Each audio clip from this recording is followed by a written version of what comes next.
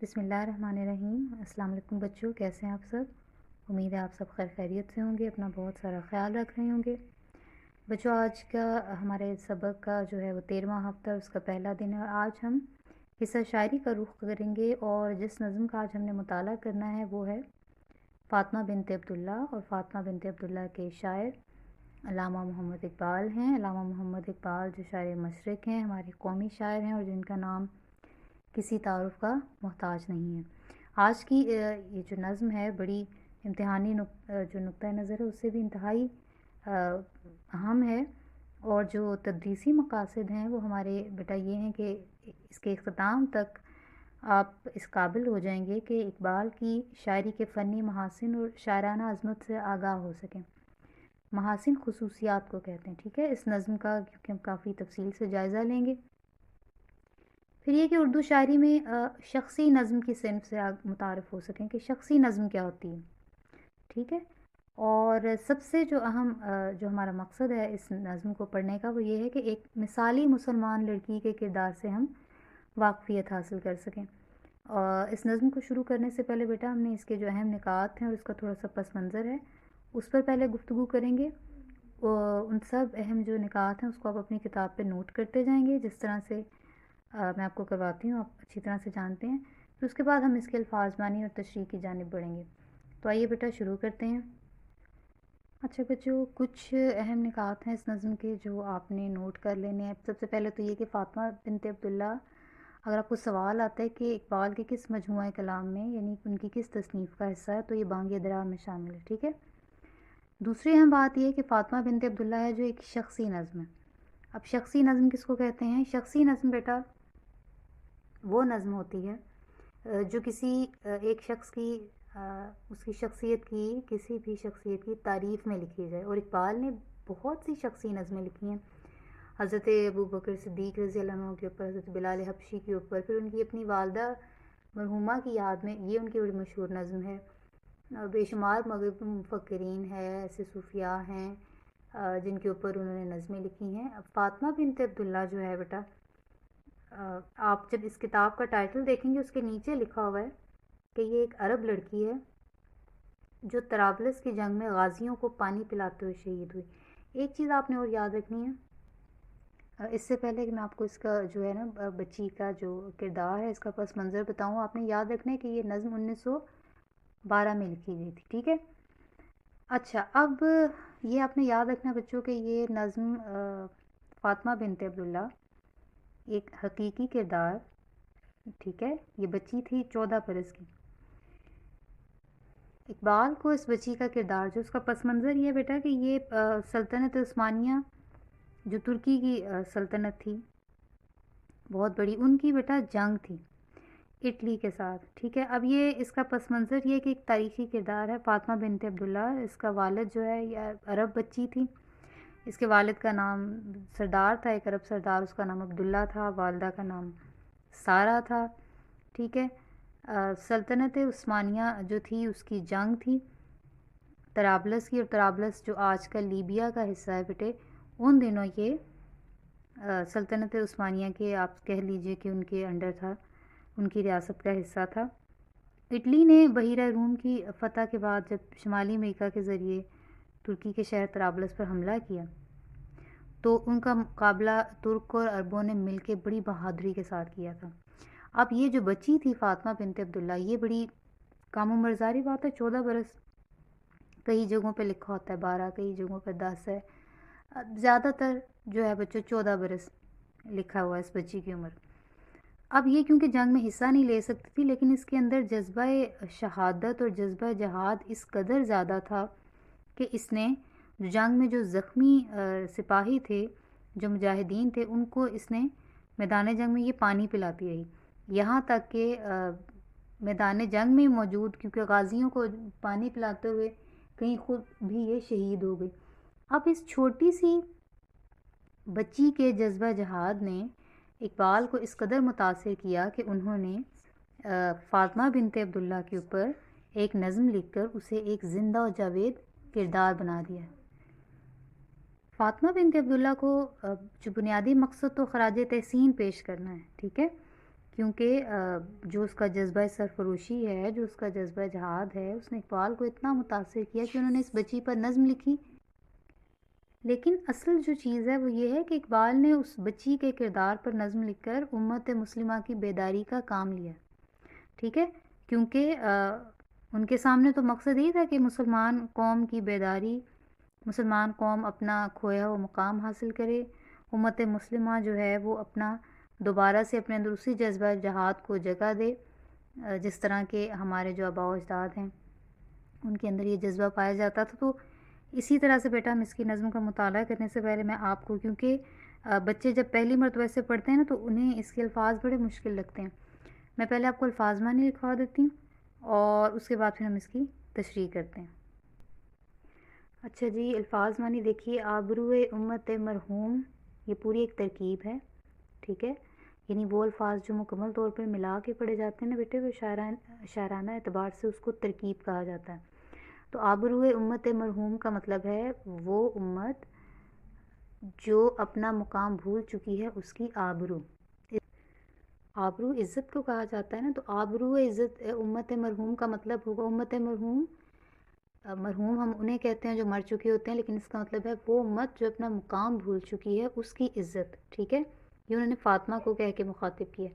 مشتقاق کہتے ہیں، مشت مٹھی کو کہتے ہیں، مٹھی بھر مٹی یعنی وجود، انسانی وجود، جسم، معصوم، بے ضرر، خطا سے پاک، سعادت، خوش نصیبی، حور صحرائی، صحرا کی حور، صحرا کی حور انہوں نے فاطمہ کو کہا اقبال نے عرب کی نسبت سے، کیونکہ عرب جو ہوتے ہیں ان کا تعلق صحرا سے ہے، ٹھیک ہے۔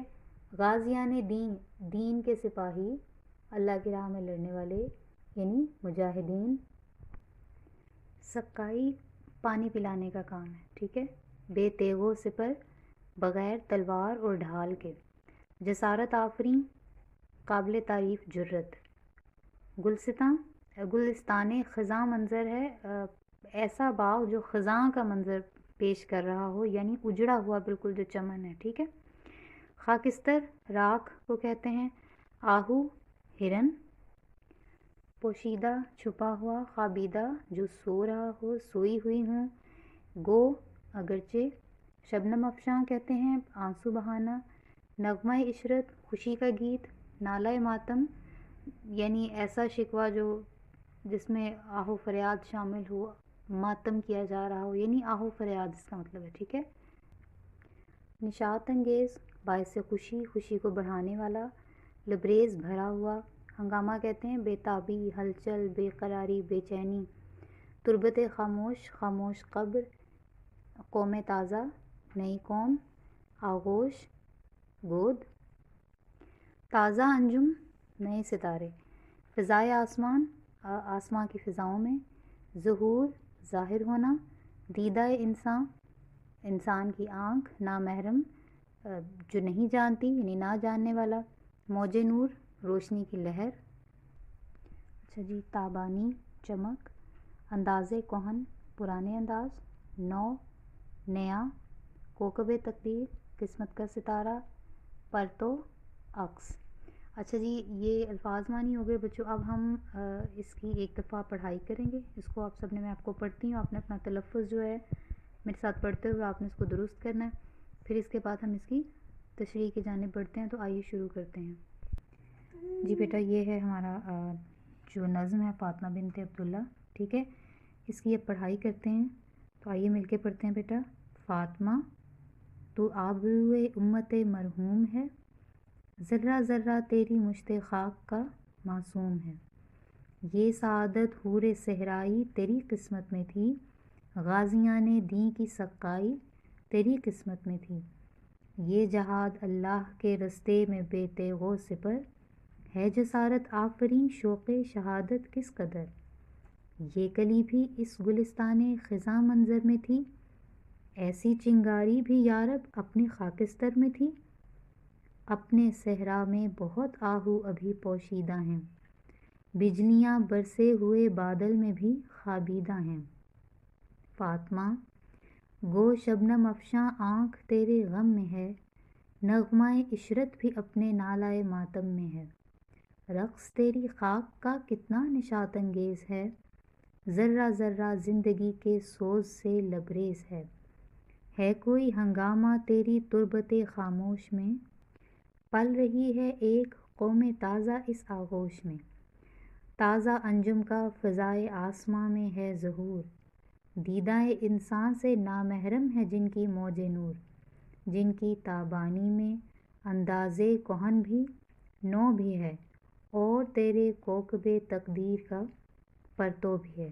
تو بیٹا اس کی ہم نے پڑھائی کر لی ہے، اب آئیے ہم اس کی تشریح کی جانب بڑھتے ہیں۔ اچھا بیٹا، یہ پہلے اس کے 2 اشعار ہیں، کل جو آپ کی نظم میں شامل ہیں وہ اس کے 10 اشعار ہیں، پہلے 2 میں نے لکھے ہیں۔ اچھا، فاطمہ تو آبروئے امت مرحوم ہے۔ اب یہاں پر آپ نے یاد رکھنا ہے کہ اقبال نے فاطمہ کو مخاطب کر کے اس کا نام لے کر اسے امت مرحوم کی آبرو قرار دیا ہے، تو ایسے اشعار جس میں نام لے کے مخاطب کیا جائے وہ خطابیہ شعر ہوتا ہے، ٹھیک ہے۔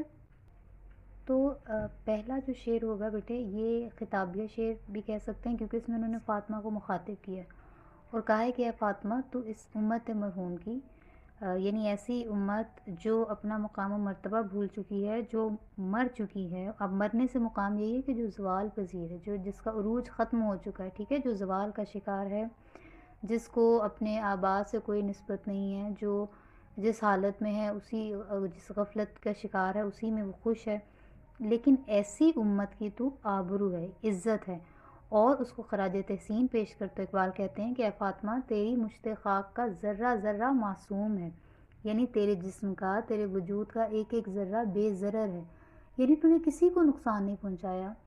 ایک تو بچی چھوٹی ہے، پھر اس کا آپ دیکھیے کہ جو جذبہ ہے وہ کس قدر پاکیزہ اور کس قدر بلند مرتبہ، اور آپ یہ دیکھیں کہ ایسی چھوٹی عمر میں بھی اس کا شعور دیکھیں اس بچی کا، کہ اس کو یہ احساس ہے کہ اس نے جہاد کرنا ہے، چاہے اس کے لیے وہ شہید ہی کیوں نہ ہو جائے، اور کیونکہ وہ لڑ نہیں سکتی تو پھر جس طرح سے وہ اپنا حصہ ڈال سکتی ہے اس نے ڈالا ہے، تو یہی وہ تعریف ہے جس کی وجہ سے، یہی وہ اس کا جذبہ ہے جس کی وجہ سے اقبال کہتے ہیں کہ یہ سعادت حور صحرائی تیری قسمت میں تھی۔ اچھی بات آپ نے یاد رکھنی کہ جو آبرو امت مرحوم ہے یہ اقبال نے فاطمہ بنت عبداللہ کو کہا ہے، ٹھیک ہے۔ اسی طرح سے جو حور صحرائی ہے وہ بھی فاطمہ ہے، ٹھیک ہے۔ صحرا کی حور، ابھی میں نے آپ کو الفاظ میں بتایا تھا کہ اس کے علاقے کی نسبت سے، کیونکہ اس کا تعلق عرب جو قبیلے سے تھا، ٹھیک ہے، عرب تھی وہ بچی، تو اس لیے اسے صحرا کی حور کا ہے۔ اب اقبال کہتے ہیں کہ اے فاطمہ، اے حور صحرائی، یہ خوش نصیبی، یہ سعادت تیری ہی قسمت میں لکھی تھی، کہ اللہ تعالیٰ نے تیری قسمت میں یہ لکھ دیا کہ تو نے دین کے سپاہیوں کو، تو نے دین کی خدمت کرنے والوں کو، تو نے مجاہدین کو، تو نے اللہ کی راہ میں لڑنے والوں کو پانی پلایا۔ غازیان دین کی سقائی تیری قسمت میں تھی، کہ تیری قسمت میں لکھا تھا کہ تو یہ سعادت حاصل کرے کہ تو غازیوں کو پانی پلائے۔ ابھی آپ کو میں نے کہا ہے نا کہ کسی نہ کسی طریقے سے وہ بچی جو ہے جنگ میں حصہ لینا چاہتی تھی۔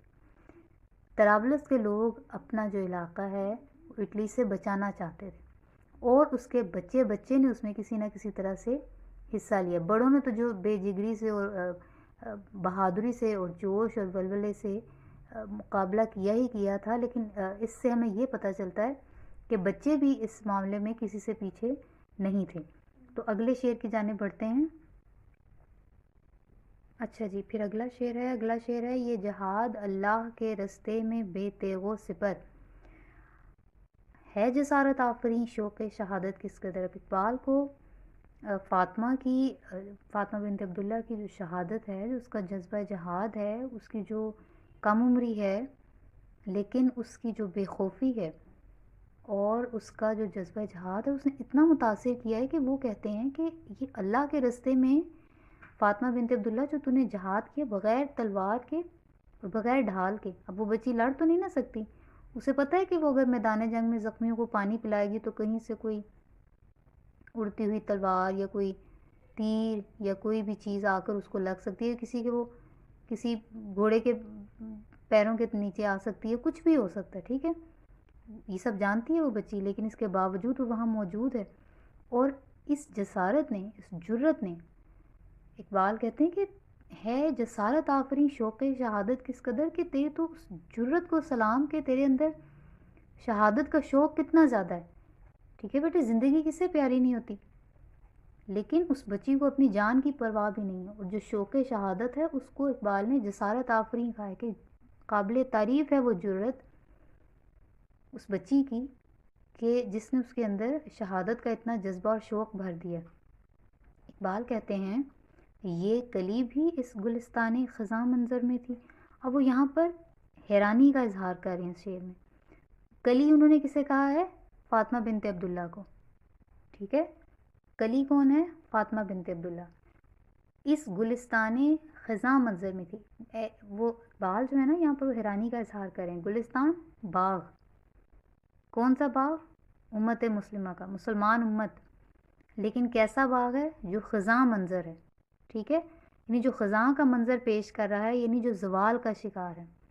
یہاں پر بیٹے انہوں نے امت مسلمہ کو استعارہ کس طور پہ استعمال کیا ہے؟ گلستان خزاں منظر کا.